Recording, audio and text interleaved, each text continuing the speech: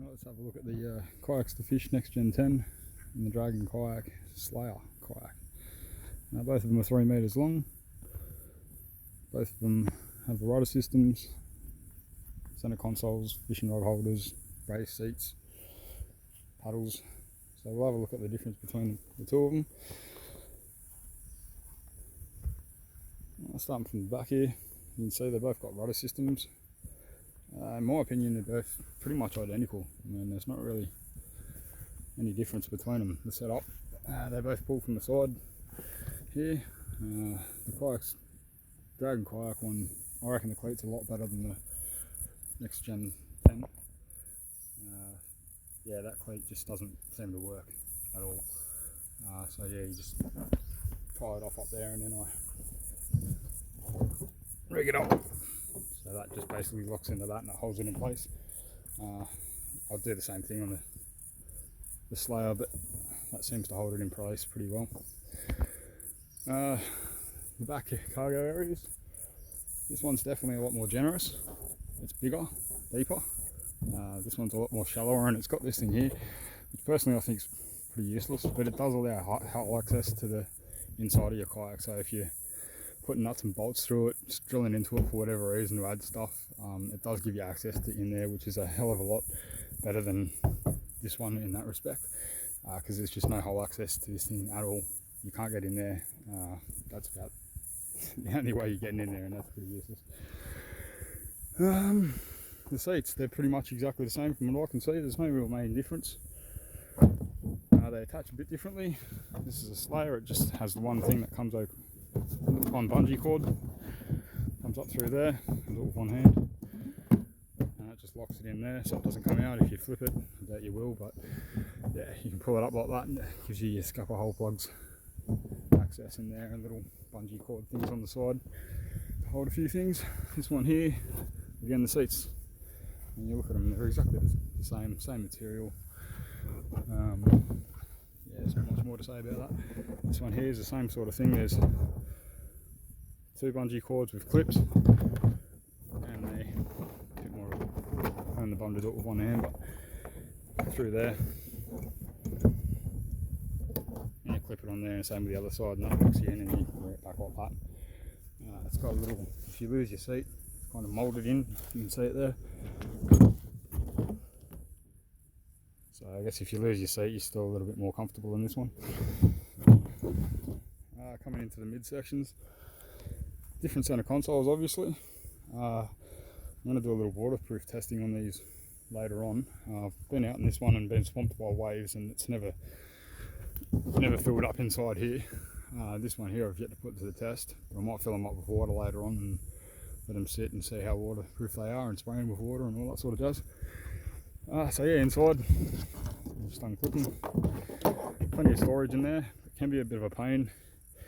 See that stuff there? It just sits on top of your wallet or your gear, so you've got to sort of section stuff out, make sure it's in there right, otherwise it sits up. Yeah, and you got to clip these things in.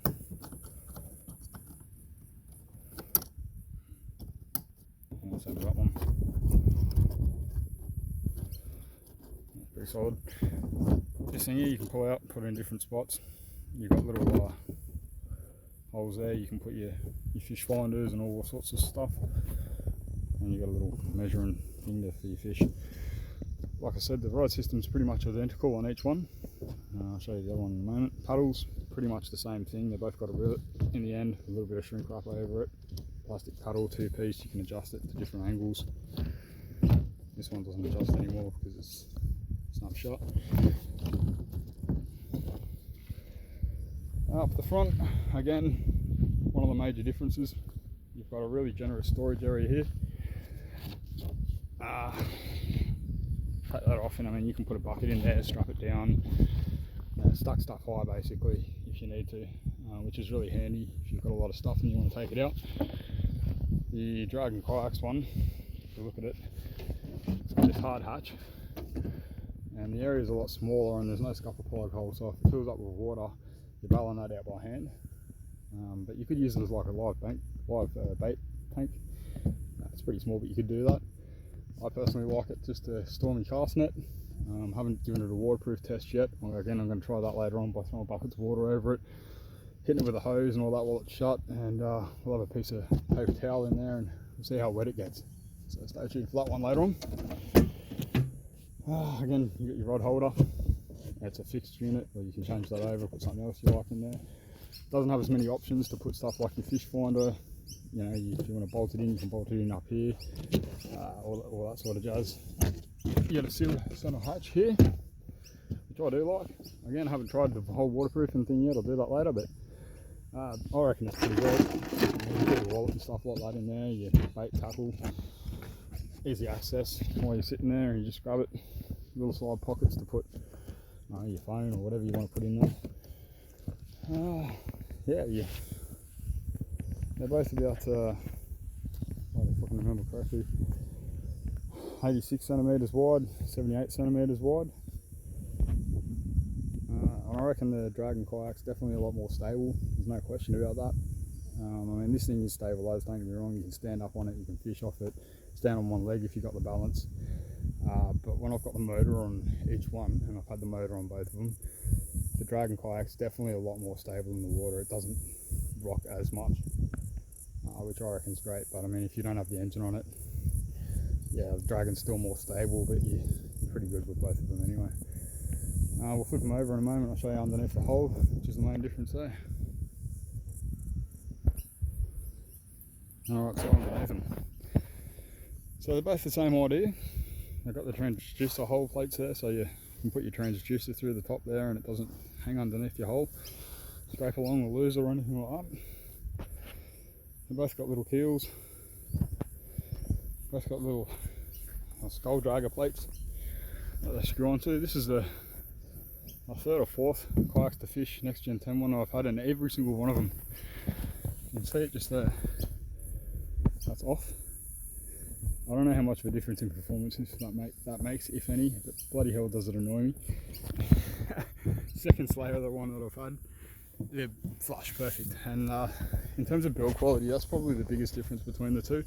You'll find on the nextgen10s, generally different nextgen10 to nextgen10, there'll be something that's different between them, whether it's a hole that's placed slightly 3mm back before the other one, or there's always something that's a little bit off about something.